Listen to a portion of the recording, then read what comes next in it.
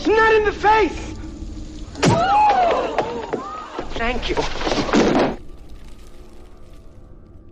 Hello and welcome to Hey, Not the Face with your host, John Nash, and your producer, me, Steffi Haynes. And today we have two big topics to discuss.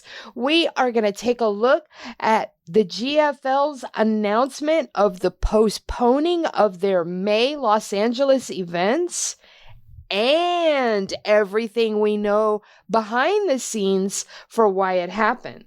And then the news that the Association of Boxing Commissions is working with TKO on their plan to amend the Ali Act. Also, we have a little PFL discussion for your perusal. But first, I would ask that you please subscribe so that you have access to all of that content, because some of it will be behind a paywall. Now, before we get started, let's check in with John and see how he's been doing. Oh, spectacular. You are aware that I had to take my mom to get her hair done. You know, nothing great, better than a full middle-aged adult taking his mom to get her hair done, and then I'm trying to set her up for dinner, and she interrupted the show. Well, she didn't interrupt the show because she interrupted the pre-show as we were getting ready. So you know exactly how my day is going. And there's Stephanie just giggling the whole time. Your mom is so adorable, though. I can't help it. I love her. Yeah, well, just a few more weeks, and then I hand it off to one of my other brothers, and I get to go back to LA. So you're a good son. You know what? I commend you for the way that you take care of your mom. That's why I'm gonna inherit the vast Nash fortune. That's where I start laughing. Oh boy! In this climate, you know, any economy, inheritance is yes, any inheritance is a fortune these days. So yeah, I'll be lucky to get a refrigerator out of it. Be grateful, John Nash. Be grateful. I'm very grateful. Very grateful. All right.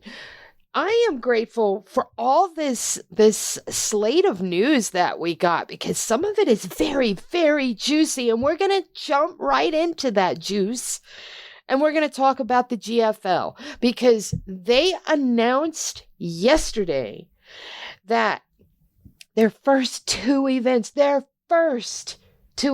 they were scheduled for May 24th and 25th, have now been canceled.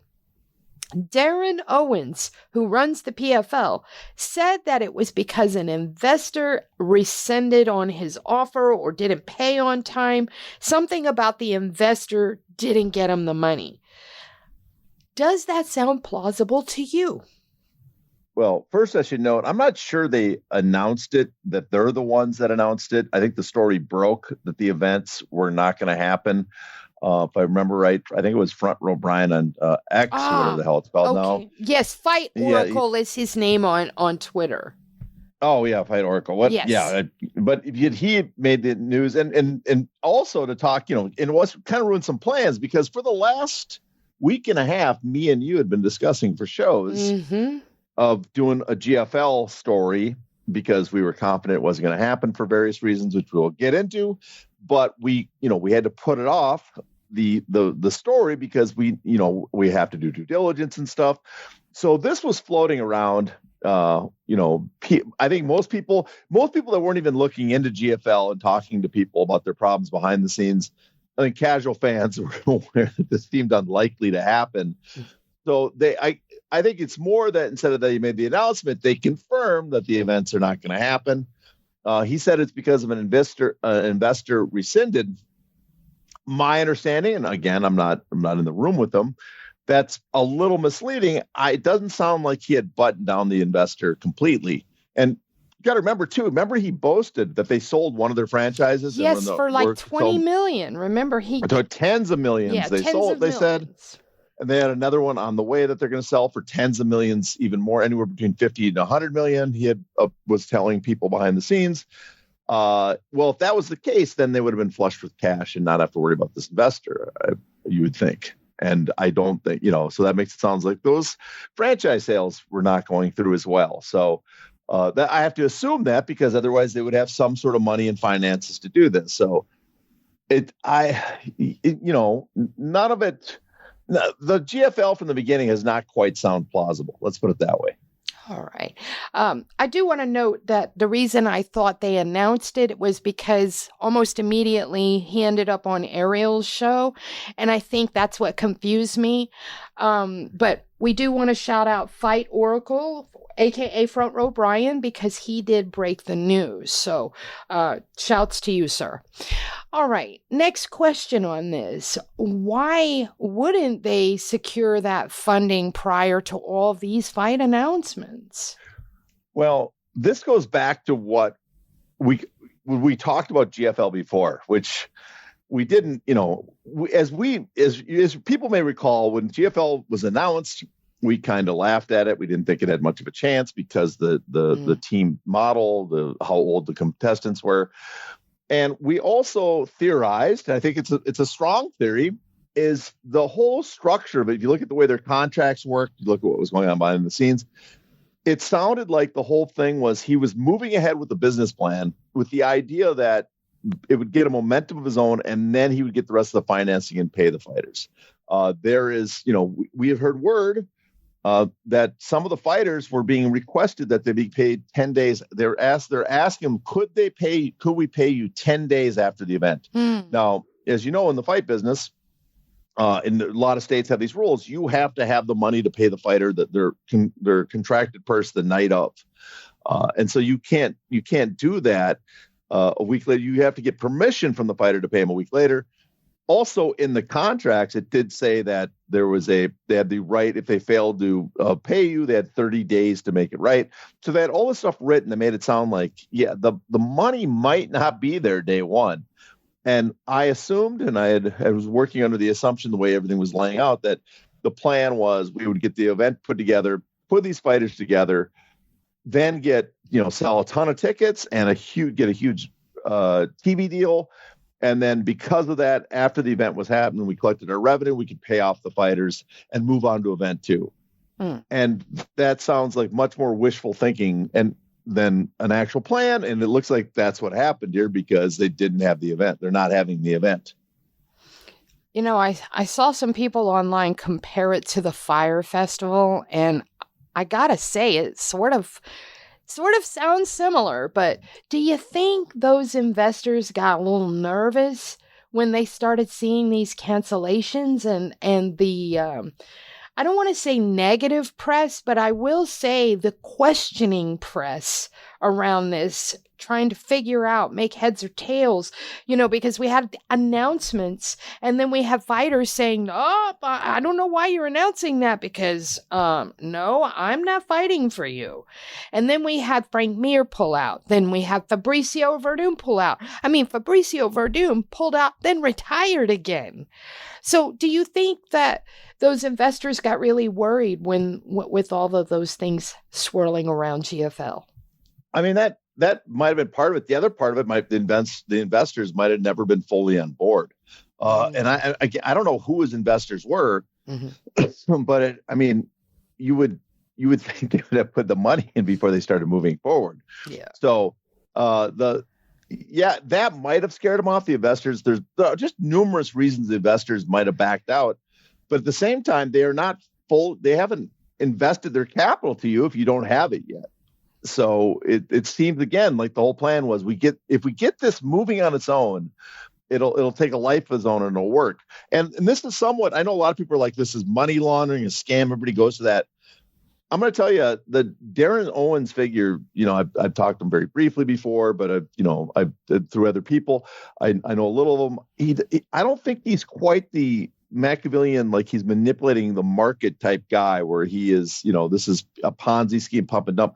I think he believed he could get the shows going. From everything I understand about him, he could get this going, and he was just way more optimistic than any human being should possibly be. That's the feeling I get. I could be wrong, but that's the feeling I get. You have seen a few of their bout agreements. Were there troubling signs that we should take note of there? there were a few troubling signs. I shouldn't say troubling, but they were a little unusual, I guess is the word that we should use for these. Namely, the bout agreements are set up. I'll say one thing I've seen. They had a weird provision in the bout agreement. Weird thing about it. One is about they were very stringent on the weight cut, and the bout agreement talked about you'd have to forfeit your purse if you have a weight cut. But it also had something else that was kind of strange. It said the manager would also have to pay a cut of the purse in penalty if you failed to make your weight. Now, at first I was thinking like manager, are you talking about the actual fight manager? And I shared it with you and you brought up, no, it's probably the team manager, which is, the name. They have a team manager and a coach. And that seemed to be what they're referring to as the team manager. But at the same time, the team manager, I don't see them signing off on that bout agreement. And I don't see how any team manager would agree to a bout agreement where they have to pay a portion of the purse penalty. I mean, look at the names. We only had 2 team managers announced so far. Was that correct? Didn't you say that on the website? Wandy Silva was one, and who was the other one? I forget who the other one was, but they've announced 2. I personally, if you were going to hold someone responsible beside the fighter, wouldn't it make more sense to hold the coach rather than the team manager? I mean, obviously you don't want to hold anyone responsible outside the fighter, but if you were, I mean, it just makes more sense, the coach. You would think possibly, I guess, but at the same time, these are the coaches of these teams. They're not their actual coach. They're, symbolic coaches, for the business, just for promotion reasons. And the manager too, it's Vanderlei Silva is not the type of guy that's going to sign on where he's holding the bag where he has to pay out potentially hundreds of thousands of dollars when you look at the size of some of these purses, because a bunch of his 40-something guys missed weight. And especially because he has no control over it. He's a symbolic manager who lives thousands of miles away from some of these fighters.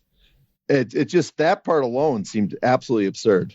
And just, you look through the bout agreement, and I talked to managers and other people that looked at it, and their whole assumption when they started getting the bout agreements and started getting the requests for, a delay to pay the purses and things like that, is that these events were not going to happen. That was their assumption after that. These events were not, because first, I mean, a lot of guys were going to complain about these agreements, and like, you have so much security on your side, so much one-sided nature to these bout agreements that, no one's going to feel comfortable signing them. And it goes a lot with their contracts. Remember, their contracts were all so open-ended. The idea that there was no commitment until January 25th or whatever that date was after the draft. So signing a contract didn't mean anything. If you didn't get a fight, there was no guarantee they would have to give you fights and pay you. So the whole thing, from every step along the way, raised so many questions. I will say, I think the majority of managers and a sizable number of fighters were aware that it was unlikely this was going to happen. They had no faith the events were going to happen. But I do feel bad that there are some fighters, I think, who are counting on this to happen, almost wishfully, naively, I guess, probably, but wishfully hoping that this will happen because they were depending on one more person in their fight career. And that's the saddest part. When you said the draft, did you use your heavy quote fingers?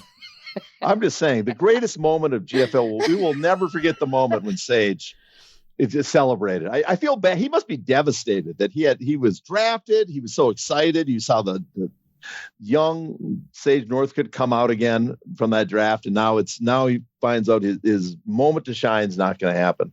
I saw Paige Van Sant put out in her Instagram stories, free agent. So apparently there's no confidence from the rest of the fighters. Yeah, I mean, they talk about they're going to have another event. They're planning on moving ahead still and delay. But when you have a canceled event like this with everybody questioning you, and you have no parent financing, they haven't announced the broadcast yet. They had an arena booked, which was, a small arena, which is not going to generate that much money, even if you sold it out. And you have these fighters signed to these very large contracts compared to what other fighters in their position, their career outside of the UFC are making. You add that together. I don't know where you're going to get the money to continue and put on events. Do you think this was all just like a get-rich-quick pipe dream? I mean, it's a pipe dream. I think that's an obvious one. This is something Darren had floating around for a while. He had, I think 2021 was the first time it was announced they were going to do this league, and then that fell apart. I think that was when they called it the World Fight League, right? Yes. Yeah. Okay.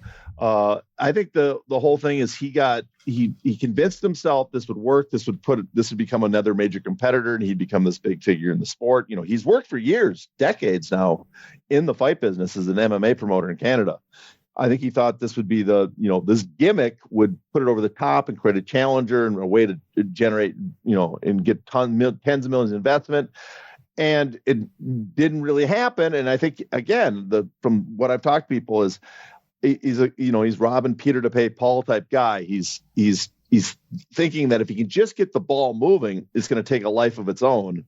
And I think it's much more that he's convinced this was a real potential project, a real potential viable promotion entity, not recognizing how, it's been tried before and failed miserably. You seem to ignore the fact that IFL, did this before and fell flat on his face, and in GFL seems to have fallen flatter on his face.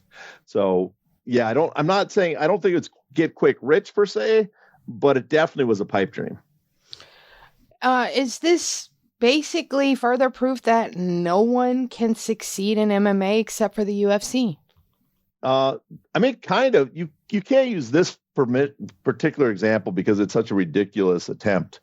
At least so ridiculous so far. Maybe he'll prove us wrong. Maybe he'll put on a massive, 60,000 seat arena show in the future, and we'll all be eating crow. But right now, I think this is the end of GFL.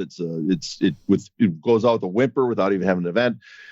And you can't say, well, this particular event, this proof, but you look at the track record of every promotion that tries to find a way to compete with the UFC. You look at, PFL is doing we're the team sport, work on meritocracy. You've got, we got one championship, and we're the Asian duopoly over here. Bellator disappeared. All these promotions, and that's just the one since Endeavor bought them. We can go back to Elite XC and stuff, but they had a little more chance of success back then. There was a little more chance. Pride was a viable competing promotion. Now the Yakuza scandal put them in trouble and put them up for sale. But who bought Pride at an inflated price to take them off the market, which they admit they did in emails, was the UFC. Strikeforce 2 was a viable promotion. People at Strikeforce time said they should increase their license fees because they had something there. UFC stepped in when they were leaving Fox, not leaving Fox, but leaving Spike as a defensive maneuver, purchased them, took them off the market. So besides those two examples, everybody else, especially since then, tries to compete with the UFC and fails. And what they all ignore, which I'm sure we will start talking about when we get into the Ali Act, is why they fail. Yes, they fail because they have terrible ideas and they're terrible promoters, and they don't know where to put the resources. But the other major problem is there's no way to really compete because the UFC has built moats around the industry. And the way they've done the moats is basically they've been able to do the stuff you can't do in boxing because it's been made illegal in boxing. And that's, everybody thinks if I come up with a gimmick, my promotional work, when the UFC has a brand everybody cares about. At every other promotion, what they should care about is what is the biggest possible fight. My brand are the fighters that night. That's what people want to see. And guess what you don't have? You don't have the big enough fighters to put an event that people want to see. Branson Ngannou, one time, someone left the UFC that probably give you a chance to do that, and there's no one outside the UFC for him to fight, and no one following him from the UFC. So that's the big problem that they're all facing. And so I think this is, again, the worst example, but just further proof that yes, we're in a market climate that no one in MMA can create a major promotion outside the UFC, because forget how bad they are. Even if they were even very talented, what they do, the market climate makes it impossible for them to succeed. All right, so we are going to move right into that TKO Ollie Act business that we've been hearing about all over social media for the last 2 days. Now, it was revealed that TKO is looking to amend the Ollie Act. How did we first learn this fact? To access the bonus content of this episode, you must be a paid subscriber. To do that, go to heynottheface.substack.com and subscribe today.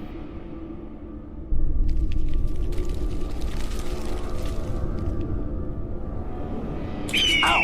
Ow! Not the face! Ooh! Ooh! Okay, the face!